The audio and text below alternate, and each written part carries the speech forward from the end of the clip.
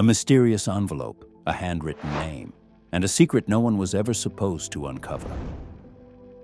Mia Carter thought it would be just another night of work at the diner until a man walked through the door. His gaze felt familiar. Too familiar. But when he left that note on the table and vanished, she knew nothing would ever be the same again. It was an ordinary evening, or so it seemed.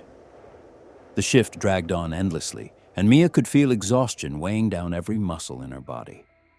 She'd spent the whole day rushing between tables, refilling coffee cups, and trying to scrape together a few extra bucks in tips. She knew that when she got home, little Tommy would be asleep, his notebook spread out on the kitchen table. Her life was a relentless race against time and hardship. But that night, something different was about to unfold. The clock on the wall read 9:37 p.m. when the diner's door swung open. The jingle of the bell above it caught Mia's attention, and she instinctively turned toward the entrance. A man stepped inside with a calm, deliberate stride. He was tall and lean, wrapped in a long, dusty coat.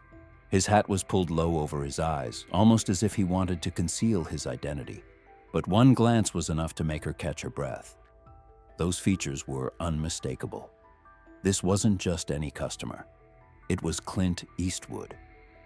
Mia's heart skipped a beat, but she forced herself to stay composed.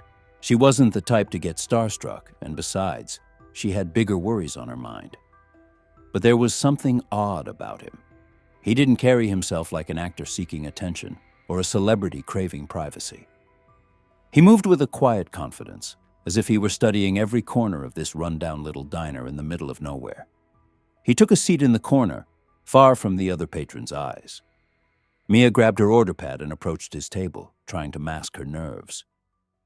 "Good evening. What can I get for you?" she asked in a professional tone, though a slight tremor betrayed her unease. Clint looked up and held her gaze for a moment before replying. "Coffee black and a burger, no onions." His voice was low and steady, with that same gravelly edge Mia had heard 100 times in the movies she used to watch with her dad as a kid. But this wasn't a movie.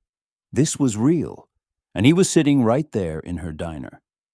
Mia nodded, scribbled the order, and turned to head back to the kitchen, but Clint's voice stopped her in her tracks.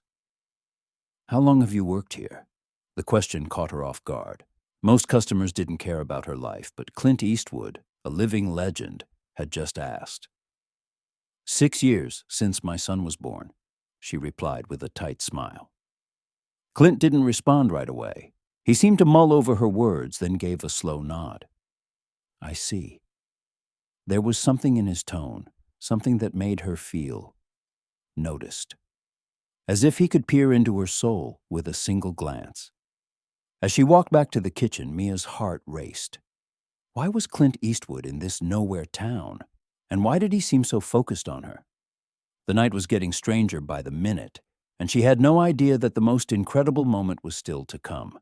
But before she could process the shock, she heard him mutter something under his breath, words so faint they sent chills down her spine. "She's just like him." Mia tried to focus on her work, but she could feel Clint's eyes on her every time she passed his table. He wasn't like the other customers. He wasn't glued to a phone or in a rush. He just watched, with the same intensity as someone studying a face they hadn't seen in years. When his coffee and burger were ready, Mia weaved through the tables with the tray in hand. She stopped beside him and set the plate down carefully. "Here you go. Hope you enjoy it." Clint nodded, picked up the coffee cup and brought it to his lips in a slow, almost meditative motion. He stayed silent for a long moment, as if weighing every word before speaking. "This place, it's got history, doesn't it?" Mia raised an eyebrow. It was an unexpected question. "Yeah, it's been around for years. My dad used to come here a lot when I was little. He always said they made the best coffee in town." Clint gave a slight nod, as if that detail struck a chord with him. Then, without looking up from his plate, he murmured, "Sometimes places like this hold more stories than we realize." Mia wasn't sure how to respond. There was a shadow in his voice, an intensity that made her shiver slightly. She started to walk away, but he spoke again. "Your dad, was he a good man?" Mia turned, caught off guard. No one had ever asked her that before. For a moment, the sting of old memories pierced through her. Yeah, he was. Worked hard. Always did what he could for me and my mom. He left us too soon. Clint stayed quiet, but the way he looked at her made her feel exposed, like he could see right through her. Sometimes good people leave a deeper mark than they know, he said finally, turning his attention back to his burger. Mia nodded, unsure what to make of it. With one last glance, she walked away, trying to ignore the knot forming in her chest. She had no idea those words were just the beginning of something much bigger. As she stepped behind the counter, a chill ran down her spine. It was an odd feeling, like Clint wasn't just talking about her dad, but had actually known him. The night at the diner was winding down. The flow of customers had slowed to a trickle, leaving only the faint hum of the neon lights and the clink of coffee cups in the air. Mia kept working, but her mind was trapped in Clint Eastwood's words. It was as if he knew more than he was letting on. Clint finished his meal with the same calm he'd carried when he walked in. As Mia cleared his dishes, he pulled something from his coat pocket, a carefully folded piece of paper, and placed it next to the empty cup. Read it after your shift. It's important. His voice was quieter than before, almost a whisper. Mia froze for a second, staring at that small piece of paper like it was something forbidden. When she looked up, Clint's gaze bore into her with an intensity that gave her goosebumps. Then, without another word, he stood, adjusted his hat, and headed for the door. The bell jingled lightly as he stepped out, and in an instant, Clint Eastwood disappeared into the night. Mia stood still, her heart pounding. Slowly, she picked up the note and slipped it into her apron. She couldn't read it now. Not yet. The last hour of her shift felt like the longest of her life. Every time she served a customer or wiped down a table, her mind drifted back to that little piece of paper pressing against her side.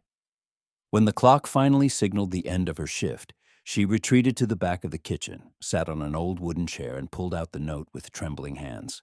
She unfolded it slowly, her breath shallow. The handwritten words were sharp and precise. Mia, some people go unnoticed for too long, but I've seen you. Your father did something for me a long time ago. Now it's my turn to return the favor. We'll meet again soon.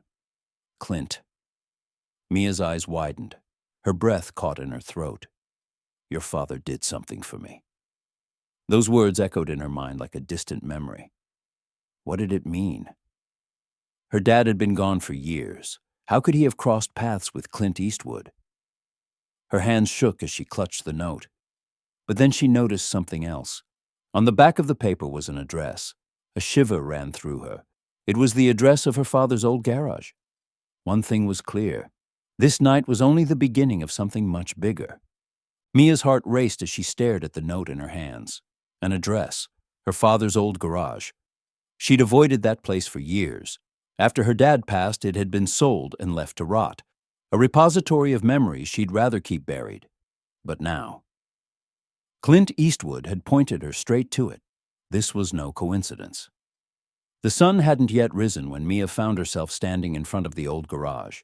The building was coated in dust and rust, but the sign, faded as it was, still hung there. Carter's Garage. She hesitated, then pushed the door. It creaked open. Inside, the smell of oil and metal hit her like a wave, dragging up snapshots of her childhood. Her dad with grease-stained hands, his tired smile after a long day, the hum of an engine he'd fixed with care. And then she saw it. On the old workbench, beneath a layer of dust, was a yellowed photograph. Mia's heart leapt into her throat as she approached. She picked it up with shaky hands and gently brushed the dust away. It was a picture of her father, and standing next to him was Clint Eastwood. Her legs nearly gave out. This couldn't be real. Her father's eyes sparkled in the image, while a younger Clint grinned beside him. On the back of the photo, in faded but legible ink, was a handwritten note. One day, you'll do the same for someone else. A chill shot down Mia's spine. The words Clint had said the night before suddenly clicked into place.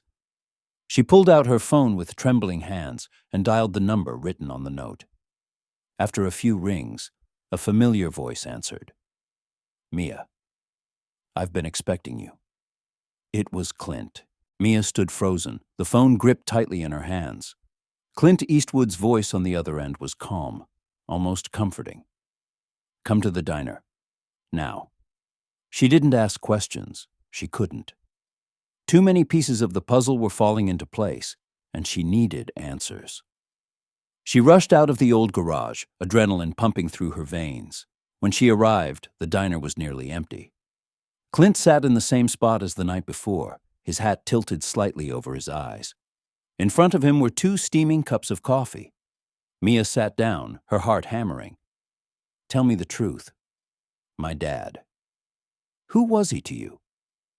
Clint took a deep breath. Then, in a low, intense voice, he began.